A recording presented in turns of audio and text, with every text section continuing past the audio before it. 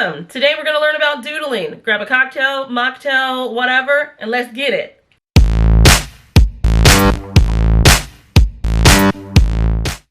Hello, I'm Kirsten and I'm a former art educator and I'm here to help adults through their journey to learn more about art. Today we're talking about doodles. So what exactly is a doodle? Well, in a very scientific sense, it's whatever the hell you want it to be. We don't really need to put a super complicated definition on this, okay? If you want to get down to brass tacks, a doodle is basically a simple type of drawing that you could put into a notebook, on a card, whatever. It's usually not a lot of supplies that you're using, but again, you can always expand on this and turn it into something more intricate, but for today's sake, it's just a simple drawing, all right? And it's one of the best things that adults can use when they're trying to learn more about art because it's very simple to get started. If you want a little bit more science behind this, I've got you covered. Here's a couple of resources I pulled together. A few quotes from some articles that I've read specifically about doodling. Dr. Kimberly Dawn Newman, a contributor to Forbes Health, says, "The rhythmic and repetitive motion of drawing elicits what Harvard cardiologist Herbert Benson identified as the relaxation response." Don't we all want that? Relaxation, chillin', feeling the breeze and the wind, not having to worry about every single bill that's due, just having a moment to yourself. Doodling can also be something that can help you with your concentration. So if you're someone who is in a class, in a meeting, what have you, and you're trying to concentrate and you can't, maybe you find yourself doodling in the margins of your notebook, or maybe you've got some paper in front of you like a Post-it and you're just doodling and making some little drawings on that. It could just be simple lines and shapes, whatever. But the point is, that's actually helping you to be able to concentrate.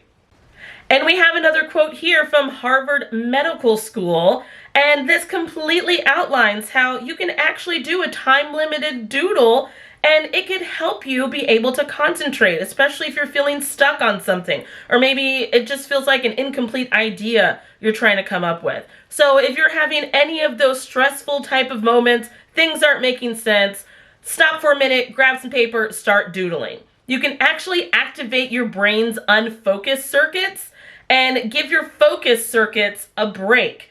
So this will actually help you be able to more creatively be able to solve a problem.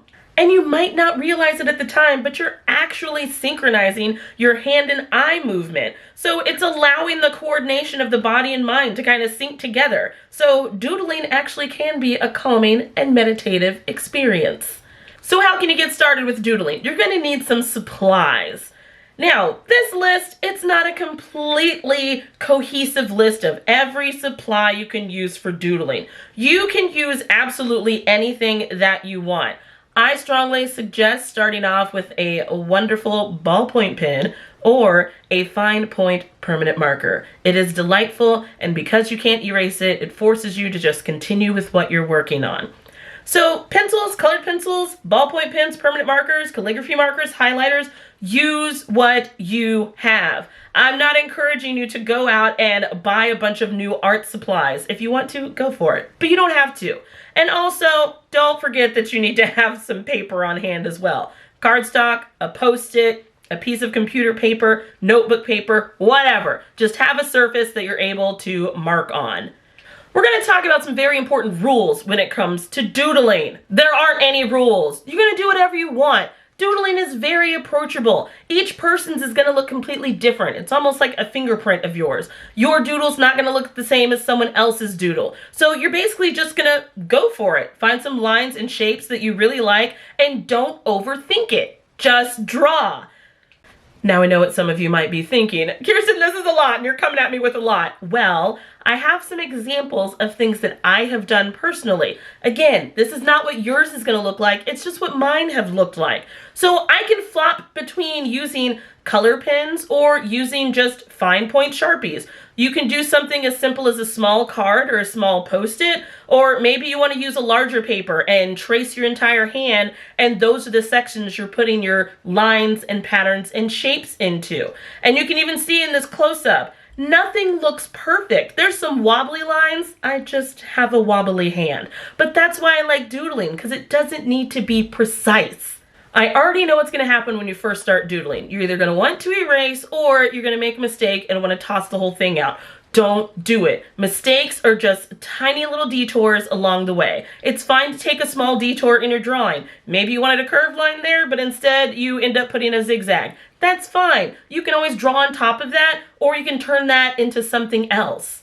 Now, when I'm creating a doodle, sometimes I like to use a ruler. That's fine. Use what you've got. Some people might just want to freehand it and just go for it. Again, do that too. Whatever works best for you. Your goal in this whole thing is just to be able to create a drawing that is taking your mind off of something that's stressing you out. And they don't need to take a long time. You can just take 10 minutes and make a smaller drawing. Or maybe you decide that you have a larger paper you want to fill in, and you take 10 minutes every day to fill that in, and then you end up having a huge piece that you have worked on. And if you need some resources because your mind is boggled and you don't know where these patterns are going to come from, these are some amazing books that I have looked through myself that are ridiculously helpful. And yes, I got most of them from half-price books. Ain't nobody trying to pay full price for nothing. So we've got Zen Doodling, gorgeous book, has all sorts of examples of different ways that you can combine different doodling techniques. The Great Zentangle book, this one is amazing. It will show you from start to finish how to do each and every pattern.